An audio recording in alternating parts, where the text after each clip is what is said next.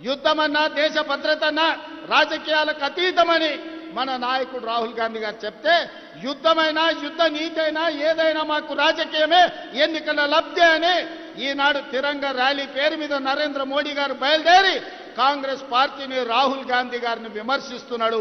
ఇది ఎక్కడి నీతి అని నేను బీజేపీ నాయకులను అడుగుతున్నా. ఇవాళ కాంగ్రెస్ను ఎందుకు విమర్శిస్తున్నారు? 67లో చైనాను ఓడించినందుకు విమర్శిస్తురా? 71లో పాకిస్తాన్ని 2 ముక్కలు చేసినందుకు ఓడిస్తురా?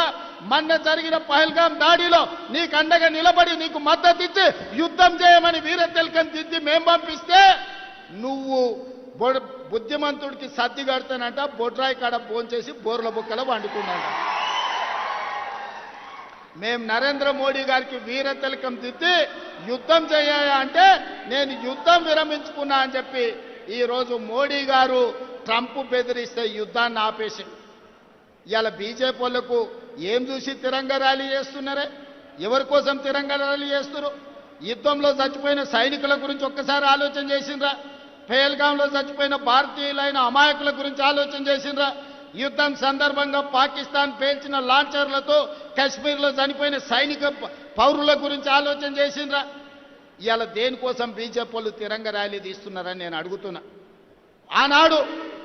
ఆనాడు పాకిస్తాన్ మీ మీదకి వచ్చినప్పుడు మేం కావాల్సి వచ్చిందా?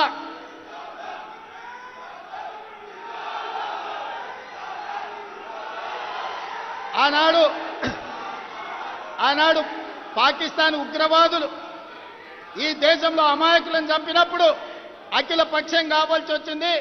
కాంగ్రెస్ పార్టీ అండగా నిలబడాల్సిన అవసరం కనిపించింది. కానీ ట్రంప్ బెదిరించంగానే నువ్వు యుద్ధాన్ని విరమించుకున్నప్పుడు అఖిల పక్షాన్ని ఎందుకు పిలవలేదని మేము సూటిగా అడుగుతున్నాం ఈ దేశ ప్రధానమంత్రిని. ఇది నీ సొంత వ్యవహారం కాదు, నీ పార్టీ వ్యవహారం కాదు, ఇది ఎన్నికల విధానం కాదు, ఇది దేశ భద్రతకు సంబంధించిన విధానం. దేశ భద్రత విషయంలో యుద్ధం చేయాల్సిన సమయంలో యుద్ధం విరమించడం ద్వారా 140 కోట్ల భారతీయుల యొక్క ఆత్మ గౌరవాన్ని ట్రంప్ దగ్గర తాకట్టు పెట్టొచ్చి ఇవాళ గొప్పల కోసం ఉపన్యాసాలు బీజేపీ వాళ్ళు ఇస్తున్నారు తప్ప ఈ దేశ భద్రత పట్ల వాళ్ళకు పట్టింపు లేదు. పదే పదే చెప్పేది పాక్ ఆక్యుపైడ్ కాశ్మీర్ను మేము సాధిస్తామని. ఇవాళ నేను అడుగుతున్న బీజేపీ వాళ్ళని పీఓకేను గుంజుకోవద్దని ఎవరు చెప్పారు? మేమందరం దేశంలో ఉన్న అన్ని రాజకీయ పార్టీలు 140 కోట్ల మంది మీకు అండగా నిలబడి పాక్ ఆక్యుపైడ్ కాశ్మీర్ను గుంజుకో, పాకిస్తాన్ ఓడించమని చెప్పినాం. బెలూచిస్తాన్ విడగొట్టి ఇంకో దేశంగా ఏర్పాటు చేయమని చెప్పినాం. బెలూచిస్తాన్ విడదీసే శక్తి నీకు లేదు, పీఓకే తెచ్చే శక్తి నీకు లేదు. కానీ ఇవాళ కాంగ్రెస్ పార్టీని మీరు విమర్శించడం ద్వారా ఏమి చెప్పదలుచుకున్నారని బీజేపీ నాయకులను నేను అడగదలుచుకున్నా. అందుకే మిత్రులారా, ఈరోజు దేశంలోనే పెద్ద కంటోన్మెంట్ మన పార్లమెంటు నియోజకవర్గంలో ఉంది. సికింద్రాబాద్ కంటోన్మెంట్ అంటే ఈ దేశ భద్రతకు గుండెకాయ. ఈరోజు ఇక్కడున్న సైనికులే ఈ యుద్ధంలో పాల్గొని ఈ తెలంగాణలో ముఖ్యంగా ఇక్కడ తయారు చేసిన యుద్ధ విమానాలే ఈరోజు యుద్ధంలో దేశం యొక్క గౌరవాన్ని నిలబెట్టినాయి. మోడీ గారు తెచ్చిన రాఫెల్ యుద్ధ విమానాలు మన పాకిస్తాన్ కూల్చింది. ఎన్ని కూల్చిందో రాఫెల్ గురించి చెప్పమంటే ఈరోజు చర్చ లేదు.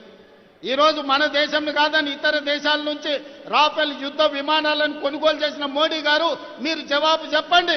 మన పాకిస్తాన్తో జరిగిన యుద్ధంలో ఎన్ని రాఫెల్ యుద్ధ విమానాలు పాకిస్తాన్ నేలగూల్చిందో మీరు లెక్క చెప్పండి. గొప్పల కోసం వేల కోట్ల రూపాయల కాంట్రాక్టులు మీకు కావాల్సిన వాళ్ళకి ఇచ్చి ఇవాళ రాఫెల్ యుద్ధ విమానాలు కొన్నారు. అవి ఎందుకు నేలగూలినాయో ఇవాళ ప్రజలకు సమాధానం చెప్పాలి. అందుకే మిత్రులారా, ఇవాళ ఈ ర్యాలీ ఎన్నికల కోసం కాదు, ఈ ర్యాలీ ఓట్ల కోసం కాదు, ఈ ర్యాలీ కాంగ్రెస్ పార్టీ కోసం కాదు. ఈ ర్యాలీ వేలాది మంది తరలి వచ్చింది ఈ దేశ సైనికుల యొక్క ఆత్మస్థైర్యాన్ని నిలబెట్టడానికి, ఆత్మ గౌరవాన్ని పెంపొందించడానికి. మన యుద్ధంలో పాల్గొన్న సైనికులు మా వాళ్ళు, మా ఆత్మ గౌరవం సైనికులకు మేము అండగా నిలబడ్డామని ఇవాళ మల్కాజ్గిరి పార్లమెంటు ప్రాంతంలో వేలాది మంది కదం దొక్కింది సైనికులకు అండగా నిలబడడానికి. యుద్ధాన్ని విరమించడం ద్వారా సైనికుల ఆత్మ గౌరవాన్ని, ఆత్మస్థైర్యాన్ని బీజేపీ దెబ్బతీస్తే ఆ సైనికులకు అండగా నిలబడడానికి ఇవాళ వేలాదిగా మనము ఈరోజు బయటకు వచ్చి సైనికులకు అండగా నిలబడ్డాం.